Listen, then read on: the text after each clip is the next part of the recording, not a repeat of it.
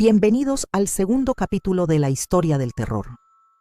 En este episodio, continuaremos nuestra exploración de los escalofriantes orígenes del cine de terror. Prepárense para sumergirse aún más en este viaje.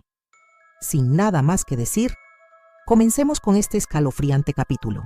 En las sombras del pasado, entre los pliegues de la historia y la imaginación colectiva, se gestaba un temor ancestral que aguardaba pacientemente su momento para emerger. Las semillas del terror, profundamente arraigadas en los mitos antiguos, las leyendas populares y las supersticiones olvidadas, encontraron un terreno fértil en el nacimiento del cine. Desde los primeros destellos de luz proyectada en una pantalla hasta las imágenes sombrías que se grababan en la mente del espectador, el género del terror comenzó a tomar forma como un reflejo de las ansiedades sociales, los cambios culturales y las inquietudes humanas más profundas. A fines del siglo XIX y principios del XX, el mundo estaba inmerso en una vorágine de transformaciones. Los avances científicos, como la electricidad, la radiografía y la teoría de la evolución, ofrecían nuevas esperanzas, pero también despertaban miedos.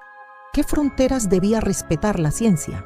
¿Dónde quedaban el alma y el misterio ante tanta racionalidad?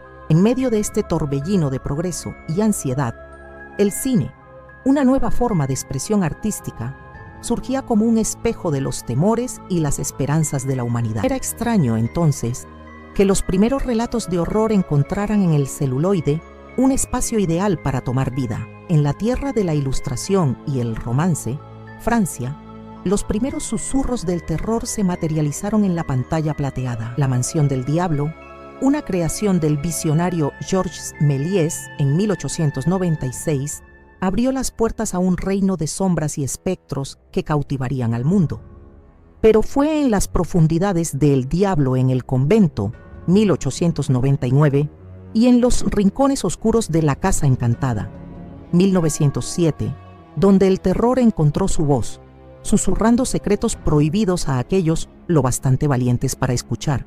No obstante, más allá del horizonte francés, en la tierra de las oportunidades y los sueños, Estados Unidos, el terror también comenzaba a alzar su siniestra cabeza. Fue en 1910 cuando la oscura figura de Frankenstein cobró vida en la pantalla, cortesía de Edison Studios, marcando un hito ominoso en la historia del cine. Pero no fueron solo los franceses y los estadounidenses quienes se sumergieron en las profundidades del miedo.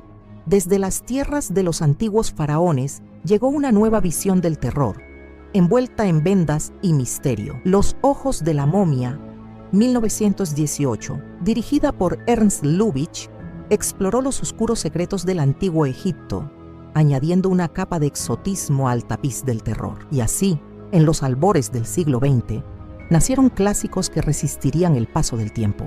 Películas como El gabinete del Dr. Caligari, 1920, dirigida por Robert Wiene, revolucionaron el cine con escenografías distorsionadas, luces contrastantes y temáticas psicológicas. Le seguiría Nosferatu, 1922, de F. W. Murnau, una de las adaptaciones más impactantes de Drácula, que introdujo al temible conde Orlok, figura que encarnaba los miedos a la enfermedad, lo extranjero y la muerte. Mientras que La mirada inquietante del fantasma de la ópera, 1925, y La sonrisa macabra de Hombre que ríe, 1928, quedaron grabadas en la conciencia colectiva. Pero estas películas eran más que simples entretenimientos. Eran espejos que reflejaban los miedos y las ansiedades de una época tumultuosa. Durante las décadas de 1930 y 1940, el cine de terror vivió una expansión sin precedentes, consolidándose como un género mayor en la industria de Hollywood. En plena Gran Depresión y con el ascenso de los totalitarismos en Europa, el público buscaba en el cine una forma de escapar, pero también de enfrentar sus temores. Universal Pictures se convirtió en el gran referente del cine de terror clásico. En 1931, Drácula, dirigida por Todd Browning y protagonizada por Bela Lugosi, llevó el vampiro a la gran pantalla con una estética gótica inolvidable. Ese mismo año, Frankenstein, dirigida por James Whale, y con Boris Karloff como el monstruo, se convirtió en otro clásico instantáneo, abordando dilemas científicos y éticos aún vigentes. Universal continuó con una serie de éxitos como La momia, 1932, El hombre invisible, 1933, y El hombre lobo, 1941, creando una galería de monstruos que no solo asustaban, sino que también provocaban compasión, revelando su condición trágica y humana. A lo largo de estas décadas, el cine de terror se consolidó como un espejo emocional de la sociedad. Más que simples entretenimientos, estas películas hablaban de miedos reales, a lo desconocido, al cambio, al avance descontrolado de la ciencia, a la muerte, a la locura, a lo que no puede ser explicado por la razón. En resumen, desde sus humildes comienzos en los laboratorios de cine experimental hasta su explosión en los estudios de Hollywood, el cine de terror ha sido una constante exploración de la psique humana.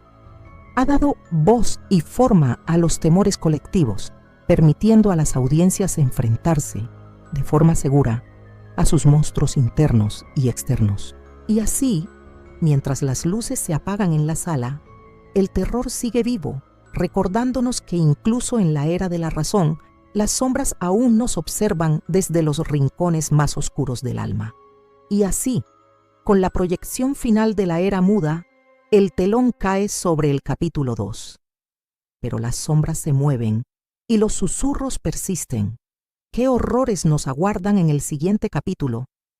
No se pierdan la próxima semana el capítulo 3 de nuestro recorrido por la historia del cine de terror, donde la oscuridad se intensifica